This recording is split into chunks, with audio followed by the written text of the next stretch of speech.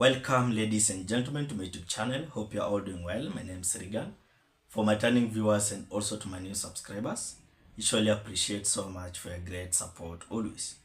So for now, Kenyans, today there was a meeting Palevo Chungwa House, and that meeting was being led by acting party leader Obur Oginga together with his counterparts.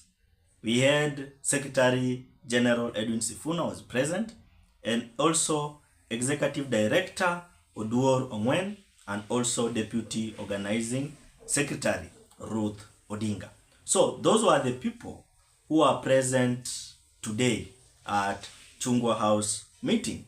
And that meeting, it was being led by acting party leader Obur Oginga. But ladies and gentlemen, before we proceed, there is something here which is now emerging. And the main thing here which is now emerging is that in coming days or in coming months, there will be a split inside ODM. Why am I saying that there will be a split? Whereby there is this group forcing, or there is this group pushing Jared Okello to be the one to take that space of Edwin Sifuna. And there is this other group which for them, they are just saying, no, it is just right for Sifuna to stay here and to be the Secretary General. But again, other group now wanasema hapana, sisi hatutaki Sifuna, because Sifuna at that time alikuwa anapinga nini? Alikuwa anapinga broad-based government. So the group which are now coming out to oppose Edwin Sifuna, it is the group led by Gladys Wanga and also led by John Mbadi. And you have to understand that Gladys Wanga ni mtu mwenye ako so determined kwa kuchukia Edwin Sifuna, because for her, yeye anataka kupush sana Jared Okello. Na hiyo ndio and even last week there was a meeting happened, and that meeting yenye ilifanyika secretly. And the main agenda of that meeting, it was that they were planning how Jared Okello can take over this space of Edwin Sifuna. But you have to remember this, Kenyans. Edwin Sifuna amekuwa akiongea sana kuhusu kuto support hii mambo ya William Samoei Ruto. And even you can remember, Raila Amolo Odinga at that time came out and said that anything yenye Sifuna atakuwa anakuja kusema huwa ni kama ODM party ndio inaongea. So it means at that time, Raila Amolo Odinga was trying to shield Edwin Sifuna. And so many people inside the ODM hawajiulizi hiyo swali, mbona Raila Amolo Odinga alikuwa ana come out ku defend Edwin Sifuna. It means kuna kitu hapa Raila Amolo Odinga at that time alijua, kwa sababu alikuwa anakuja anatetea Edwin Sifuna. And it is not the first time tulisikia ati Raila Amolo Odinga akitetea Sifuna. No, it is not the first time.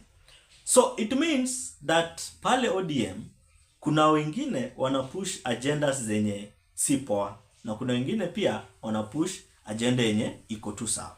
So for those ones wenye wanapush hii agenda yenye si poa ni wale the likes of kina Gladys Wanga, John Mbadi and others, because for them they are pushing the agenda of now placing Jared Okello at that docket of Secretary General. And that's why they are now planning so hard in order to kick out Edwin Sifuna. But before we proceed, ladies and gentlemen, there is something here which today Nelson Harvey came out and dropped during a Citizen Daybreak.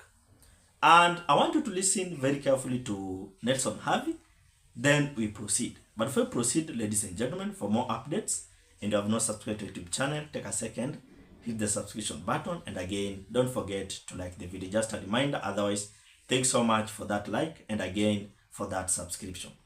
So, I want you to listen to Nelson Harvey, then we proceed.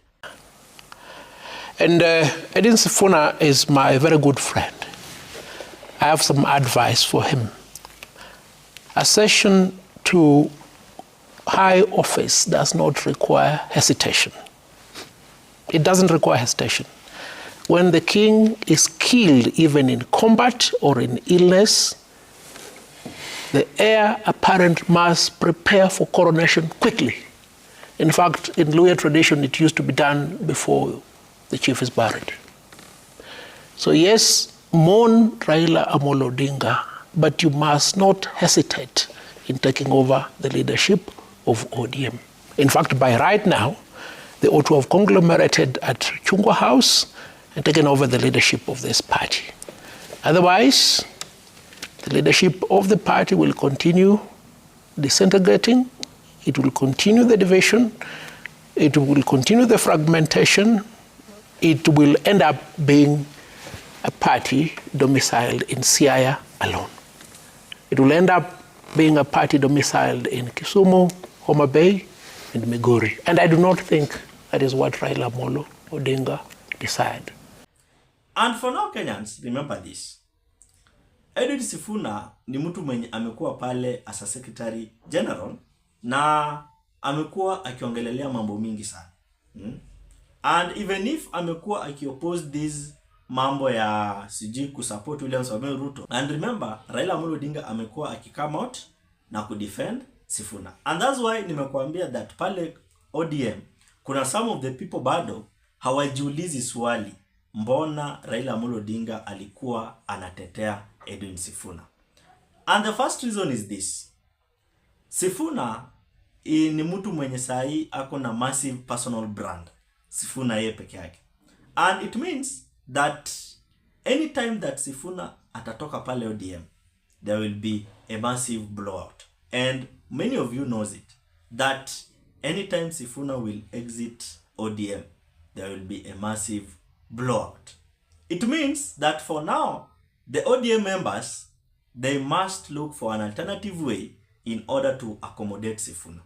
Even if Sifuna anapinga hizi mambo na William Samoei Ruto, that hizi support William Samoei Ruto, at kitu yoyote yenye itaingiana na William Samoei Ruto hizi support, but the ODM members must look an alternative way to accommodate Sifuna. Because Sifuna's exit, it will be a massive blow pale ODM. Because pale ODM sahi, kuna wenye wanaongea hii lugha, na again, kuna wenye wanaongea hii lugha. And concerning that issue, ladies and gentlemen, there is something here again, which I want you to understand.